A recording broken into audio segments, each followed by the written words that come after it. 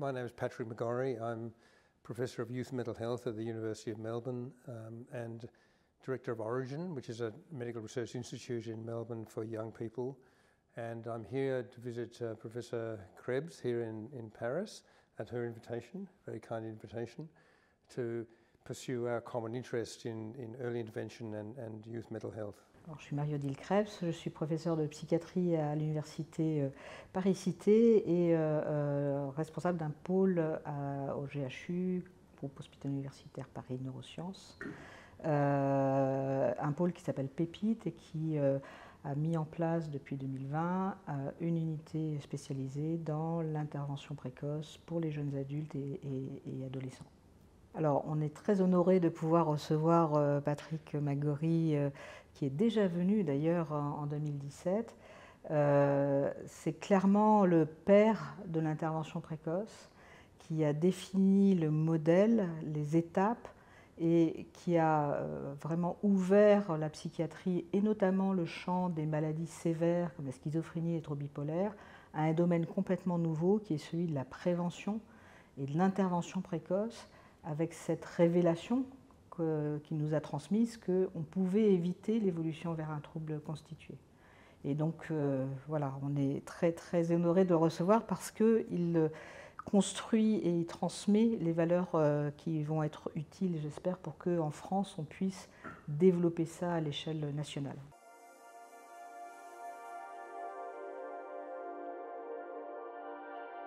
Marie-Odile is a leader in France of this movement in a way for early intervention, and you know, this movement is a worldwide phenomenon. It depends on pioneers and leaders in every country that is doing it, and we have amazing networks of colleagues. You know, we're about to meet in Berlin, many of these people, and it's a reform movement within psychiatry. It's a paradigm shift.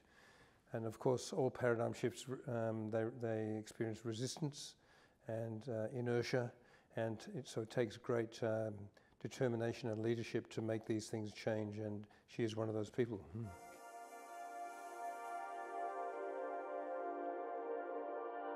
Well, it's an interesting blend of scientific evidence and research, but the basic idea is an understanding and compassion for the patients and a commitment that they should have exactly the same human rights as any patient with a potentially serious illness. And so as well as being a scientific or medical movement, it is also a political and reformist movement. So that means you have to involve the media, you have to involve the public, and you have to involve the politicians in achieving these reforms. Obviously, people in the profession are important too, but we've also experienced conservatism and resistance from within the profession too. So we need these other forces to, particularly the public, the community. So it's really a very interesting sociological phenomenon as well as a scientific one.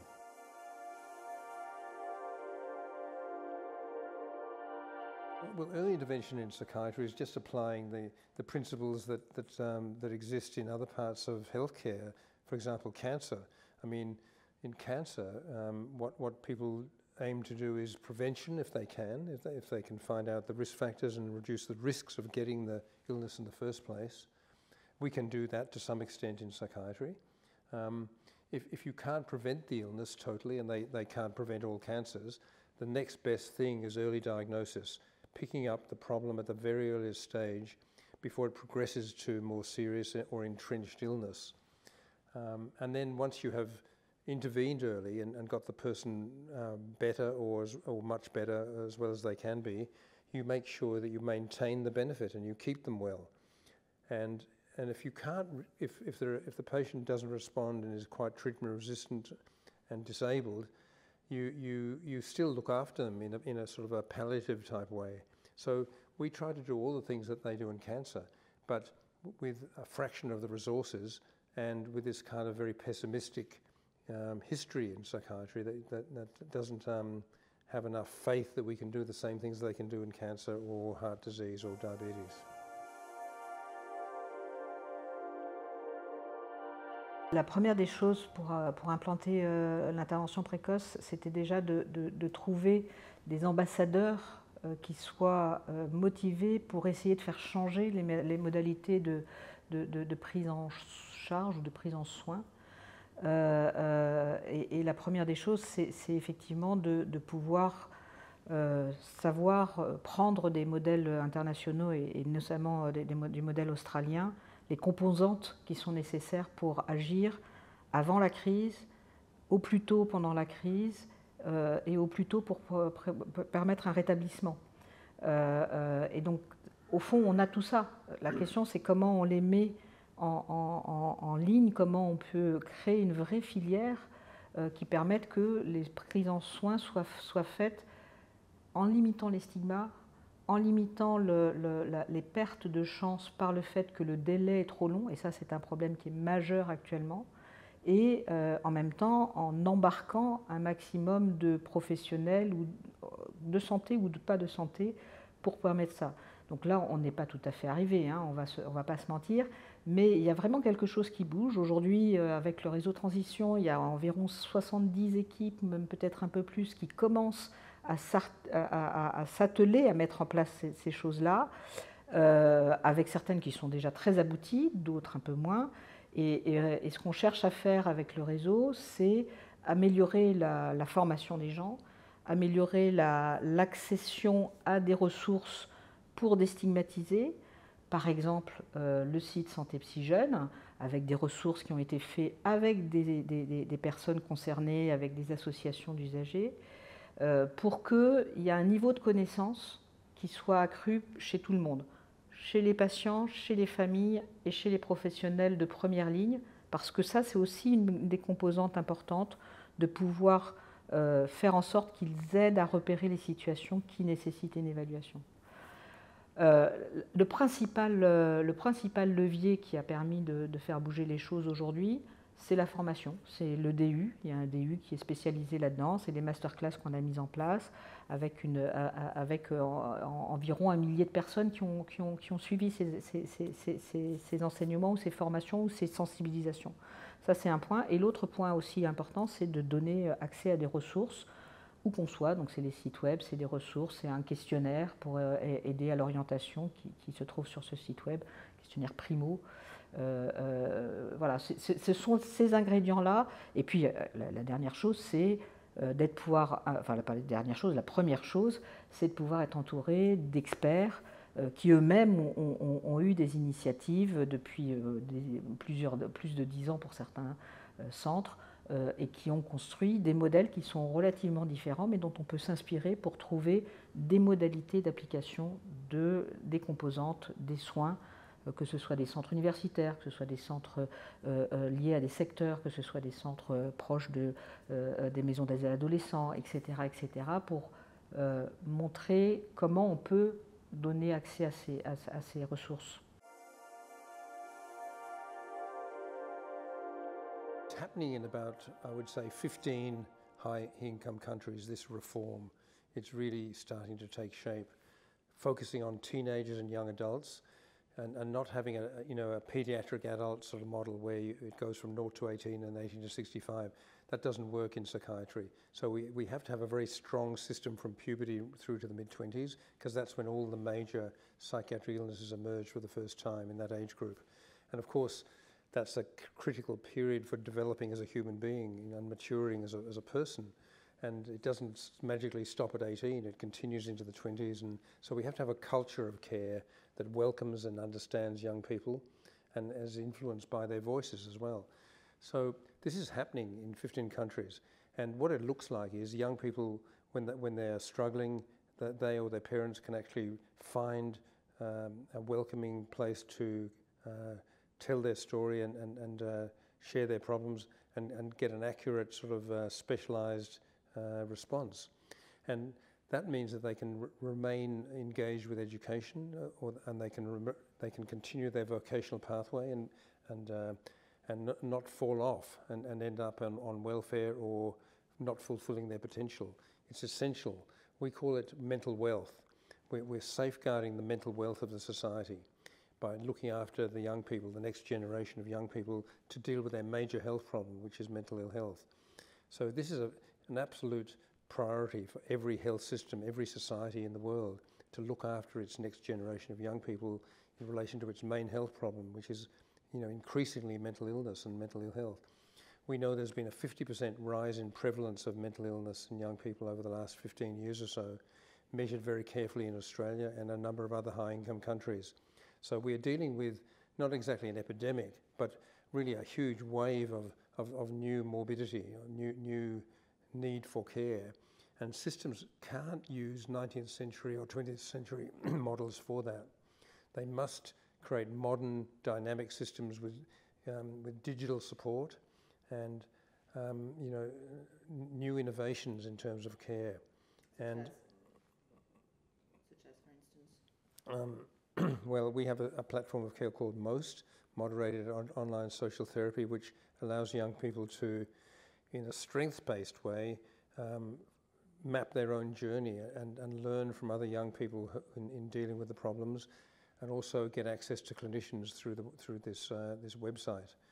So it's in real time. It's not just an information site. It's actually a platform of care which is complementary to face-to-face, because people still need face-to-face care, because telehealth and digital can't replace human beings, especially in psychiatry and mental health. But it's a way of creating a modern system which young people understand and one in which they also co-design and shape. L'enjeu, c'est réellement que tout jeune en difficulté sur le territoire, sur un territoire donné, donc un territoire par exemple Paris, puisse avoir accès aux bons soins, au bon endroit et de la bonne manière. C'est très important, comme le disait Pat, c'est très important de ne pas sortir le jeune de son circuit de formation, d'éducation. Mais pour ça, il faut qu'il ne soit pas sorti, c'est-à-dire qu'il faut agir tôt. Et pour ça, il faut créer des liens entre les premières lignes, comme l'éducation, comme l'école, comme l'université, et puis des services spécialisés. Peut-être qu'une des difficultés particulières de l'intervention précoce, c'est qu'on a besoin à la fois d'avoir des soins relativement spécifiques pour cette tranche d'âge-là, pour cette période-là d'évolution des troubles, mais accessibles partout. Et donc on a cette tension entre avoir des soins spécifiques mais partout. Pour ça, ce qui me semble être quelque chose qui est accessible, c'est de réussir à avoir peut-être des centres qui vont pouvoir aider à la création de programmes de psychoéducation, des programmes de prise en charge particuliers, de développement des nouvelles techniques de thérapie cognitive et comportementale pour répondre aux différents besoins, mais aussi, en même temps, dans le même mouvement, réussir à faire adopter et permettre l'adoption de ces pratiques-là sur l'ensemble du territoire, pour que ce soit présent dans toutes les équipes, et avec un partage de représentation de ce que sont les maladies psychiatriques et les troubles psychiques chez le jeune, qui n'est peut-être pas complètement abouti partout. Pour avoir les mêmes objectifs, il faut avoir la même représentation, peut-être aussi le même langage.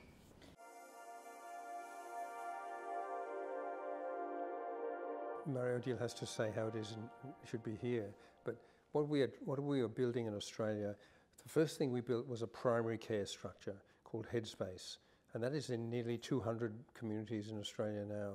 It's a walk-in, but also you can refer via digital or by phone or by appointment as well, but it's a youth-friendly primary care structure. So general practitioners, allied health, vocational workers, drug and alcohol workers, not a huge team, a small team in a very visible community location with a very positive brand, which is Headspace, a national brand. You have that in France, Maison des Adolescents, but it's not properly designed in France. It's not.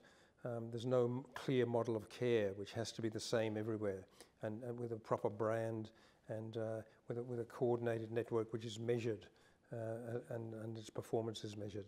So, but you have got the idea here. It just needs to be redeveloped. And that's the first port of call. That's the way into the system. And then beyond that, if the person has a more complex problem, you have to have a more specialized team like Marie-Odile's team, which is, psychiatrists, case managers, other disciplines and also other types of programs, and a longer tenure of care, longer duration of care than just, say, a visit of a few weeks, you know. So these are people that need longer term help to recover, and many of them will recover and they'll be okay. And so that's the second tier. And then you probably have to have another tier sitting behind that, which is more perhaps longer term, very long term, or more acute, for acute episodes. So you need hospital beds for that, or hospital in the home, where you treat people in the home in an acute phase of illness, which is a new program that we have. So there's different levels of care, just like you have with heart disease or any other condition. GPs can treat a lot of medical problems, but they need specialists and specialised teams for more complex or serious problems. That's what we have to develop in psychiatry. Everything we had in psychiatry was ambulances at the bottom of the cliff. So you only come on the scene when it's too late. You know, when the person's already, you know, seriously ill or chronically ill. That's the way psychiatry has been, and we have to move away from that. Oui, je suis évidemment tout à fait d'accord. Je pense que aujourd'hui a été développé et mis en place un certain nombre de programmes comme Premier Secours en santé mentale, qui vont permettre, comme les ambassadeurs, etc., qui vont permettre déjà de transmettre et de sensibiliser les gens à la santé mentale, mais aussi d'avoir une première ligne non spécialisée au sein des écoles et des universités qui s'en sont beaucoup emparées, mais aussi dans les entreprises, etc. Donc ça, c'est un premier niveau. Il y a un deuxième niveau qui reste les premières lignes, qui est la question des médecins généralistes, qui doivent être mieux outillés, mieux formés. Bon, ça prendra un petit peu de temps, mais c'est absolument indispensable parce qu'ils voient les jeunes souvent pour des problèmes de sommeil, etc. Et puis il y a un troisième élément de la première ligne qui sont effectivement les maisons des adolescents, qui sont très soutenus, mais effectivement avec un modèle qui n'est probablement pas bien stabilisé aujourd'hui et probablement qui doivent être mieux accompagnés. Et ce qu'on a à travailler de notre point de vue GHU, c'est l'articulation entre les premières lignes et la deuxième ligne. C'est-à-dire où est-ce que je vais quand il y a un problème plus sérieux, lorsque je dois voir si le problème est sérieux ou pas, c'est-à-dire d'évaluer. Et ça, on a encore à travailler là-dessus.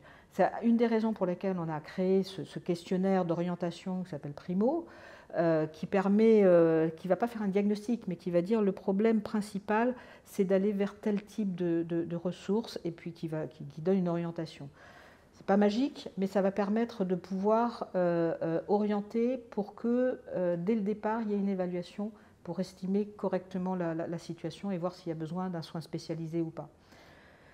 Ce n'est pas inaccessible, hein, c'est tout à fait faisable, mais on doit travailler cette ressource entre la première ligne et les soins spécialisés. Et que la prise en soin dans les structures spécialisées puisse être adaptée pour que ce ne soit pas une exclusion du système scolaire ou un retrait du parcours de vie.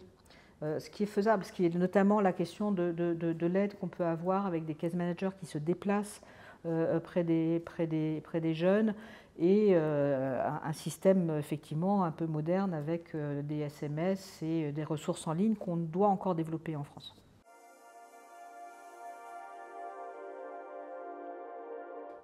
You can look at the progress that we've made, you know, and Marie just showed me the 70 centres around France that are doing this work now, which wasn't the case a few years ago. And you have the maison des élèves, so you have the raw materials, you know, but I think change is resisted. You know, there's always inertia, and there are people who, you know, it's like innovation, early adopters, late adopters, and then the people who try, the saboteurs, I call them. You know, they try to stop the reform.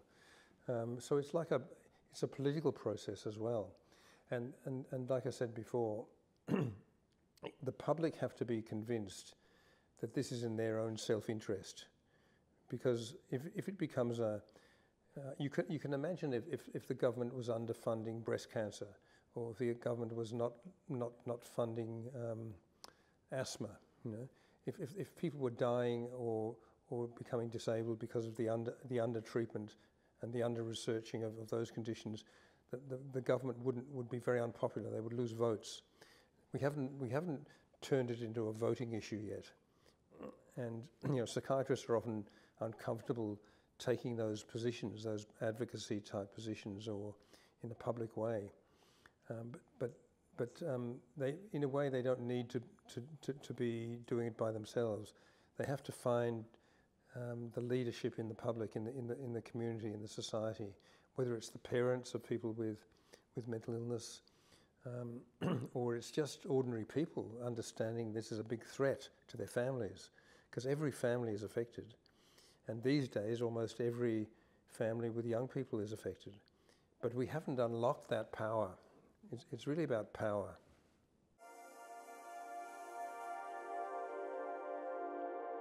When that's been independently evaluated, as it has been with Headspace and also the early psychosis programs in Australia, as long as there's good fidelity to the model of care, which is point I was making about Maison des Adolescents, if you have a clear model of care that's evidence-based and you make sure that people stick to that model and deliver those treatments effectively in a team-based way, the outcomes are very, very good, and they're much better than standard care. And that saves a lot of money for the government, and it strengthens the whole society. So we've got really good evidence about this now. But just having evidence doesn't change the world. There's lots of things there is evidence for, and it doesn't happen. So that's what I mean. Evidence is necessary, but it's not sufficient. There are some missing features, missing forces which need to be mobilised if we're going to see a fair deal for people with mental illness. The recovery rate depends on the type of illness, but also the other advantages or disadvantages that the person has in their life and their family. So it's not a one-size-fits-all. But if I think about all the patients that I've treated over the years and I look at all the evidence, even for the most serious forms of illness like psychosis and schizophrenia, if you intervene early, we think the majority of patients, by far the majority, can either recover completely or lead a very fulfilling life. It's only a small percentage, maybe 20%, that's still very hard to treat and don't do very well.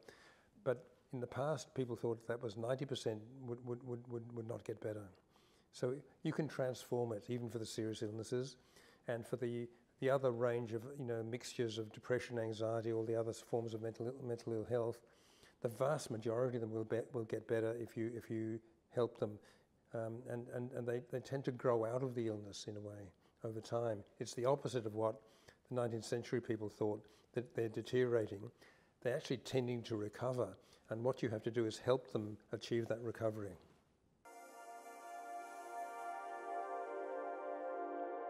Professionals. The psychiatrist. The psychiatrist. The professionals. Yeah. The doctors. The psychiatrists and there's a lot of prejudice and discrimination amongst mainstream medicine towards psychiatry still. When I started training as a psychiatrist, and it's even happening to young psychiatrists these days, I had all my colleagues in general medicine trying to talk me out of wasting my life in psychiatry. So there's kind of worse prejudice amongst many doctors than there is in the general public. So, and it's very misguided. I think that it's changing. I think that's changing because people realise mental illness is part of every family, every community, and but sort of generating the optimism and confidence, like we were talking about before, that we can deal with this problem. It's like a moonshot. President Kennedy said in 1962, we're going to the moon in 1969, and they didn't know exactly how to do it, but the confidence was there, and they got there. And we have to have that confidence about mental health becoming the main investment in healthcare. I mean, look at cancer. They've spent a fortune on cancer, an absolute fortune on it, and it's still not that much different to what it was before. There are some cancers that are better, the ones that have genetic markers, but overall, given the amount of money that's been spent in the last few decades, it hasn't been a great success. We can do better than that. We would be a much better investment for society, investing in discovery, in reform, and in multi-stage care in mental illness. The society would benefit a lot more from that, And it's not a choice. We've probably got to do both. We've got to keep trying to cure cancer, but don't put all your eggs in one basket. Don't put all your eggs in the cancer and the other medical baskets. Support the mental health field and the issue, and the public will be very grateful.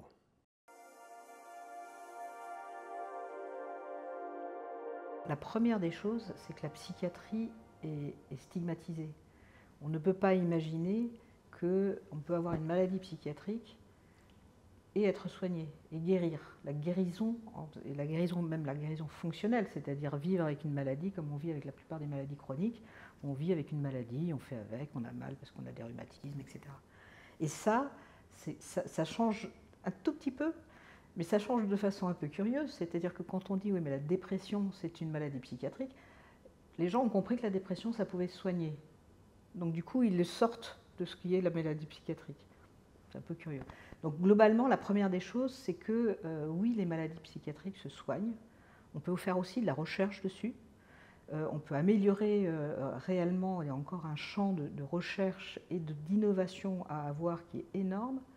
Et à partir du moment où on considérera que c'est un objectif atteignable que de guérir d'une maladie psychiatrique, ou d'avoir au moins une guérison fonctionnelle, on arrivera probablement à diminuer le stigma qu'il y a aussi sur l'ensemble de la psychiatrie, les psychiatres, voilà, et les internes qui choisissent psychiatrie, mais pourquoi, t'es dingue. Bon, voilà, on a tous eu ça. Je pense que donc on est cette année dans la grande cause santé mentale.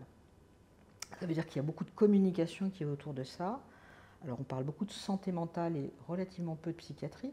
Je pense qu'il faut lier les deux, c'est indissociable. La santé mentale, c'est essentiel, et la psychiatrie, c'est le côté médical de la santé mentale quand il n'y a justement plus de santé mentale.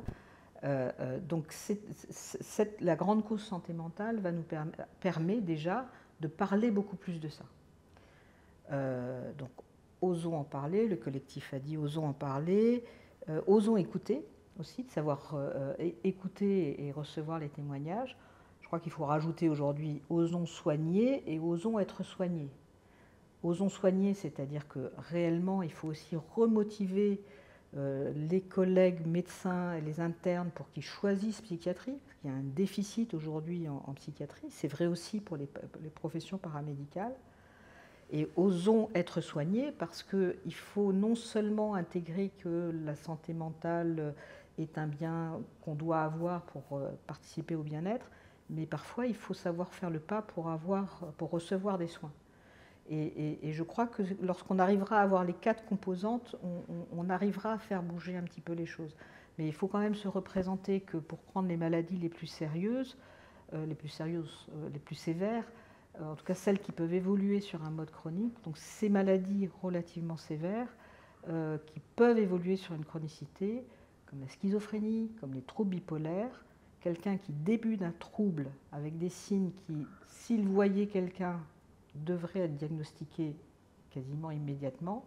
Le délai pour avoir accès à des soins, c'est en gros 2 ans pour la schizophrénie, y compris des gens délirants, avec des symptômes de type hallucination et délire, et parfois jusqu'à 8 à 10 ans pour les troubles bipolaires, parce qu'il y a souvent des signes précurseurs, mais qui sont un peu atténués. Dans les 2 cas, c'est scandaleux. Et pour faire bouger les choses, effectivement, je pense que le public est prêt à changer beaucoup plus avec quelques réticences. Et je crois que pendant que le public change, il faut aussi que le système de soins change. Et qu'on fasse passer, c'est ça que j'apprends moi de l'intervention précoce, c'est qu'il peut y avoir une vraie alliance, une qualité de confiance entre la personne qu'on soigne et la personne qui soigne, qui permet d'avoir une vraie construction vers du rétablissement, vers comment je fais, est-ce que je le dis à mon employeur, est-ce que je le dis... Toutes ces discussions qui sont complètement ouvertes, alors c'est avec le médecin, mais c'est aussi beaucoup avec les professions comme les care managers, comme les infirmiers, comme les psychologues.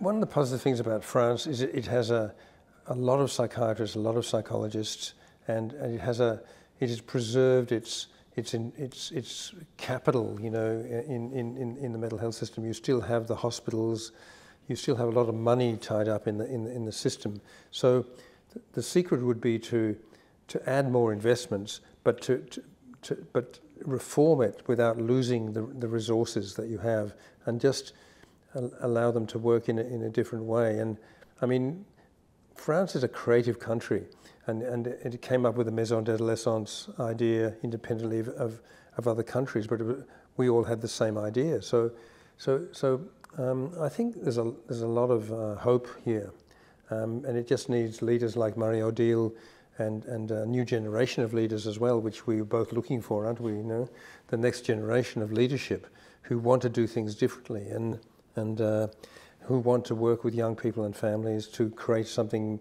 much more effective and much better. Ce dont on a besoin aujourd'hui, c'est réellement de réussir à mettre en musique les différents acteurs et mieux coordonner les choses. Oui, bien sûr, on a besoin d'avoir plus de moyens, notamment on sait la situation épouvantable dans les hôpitaux, les grandes difficultés qu'a la psychiatrie publique. C'est un fait. À côté de ça, il faut aussi revoir un peu la copie sur comment on rentre dans les soins, c'est vraiment le sujet de l'intervention précoce, comment on fait en sorte que les soins soient une certaine période, mais qui puisse ne pas impacter le reste de la vie. Et donc ça nécessite un minimum de coordination. Et pour la coordination, ben, on n'est pas forcément les plus forts en France. Il y a un travail dont on peut s'inspirer. Pat McGorry citait le fait d'avoir des échelles de fidélité, une fidélité au modèle. Je crois qu'il faut pouvoir construire des modèles avec des recommandations, avec des cahiers des charges qui vont permettre de suivre et de corriger la copie au fur et à mesure pour ne pas s'apercevoir que finalement on ne fait pas bien. Et là, ce n'est pas forcément des choses coûteuses, mais ça demande une certaine introspection et correction des choses qui vont pas si bien que ça. On a plein de psychiatres, pourquoi les gens ne viennent pas voir les psychiatres? On peut se poser cette question-là. Ou pourquoi il y a autant de pertes, de discontinuité dans les parcours de soins? Donc ça, c'est des choses sur lesquelles il faut pouvoir agir. Et pour ça, il faut un petit peu de coordination à l'échelle régionale et à l'échelle nationale. On a besoin de faire de l'enseignement, on a besoin de faire de l'accompagnement et de permettre de former, y compris à des pratiques comme le case management, comme d'autres thérapies. Il faut pouvoir former pour maintenir le niveau d'efficacité des dispositifs.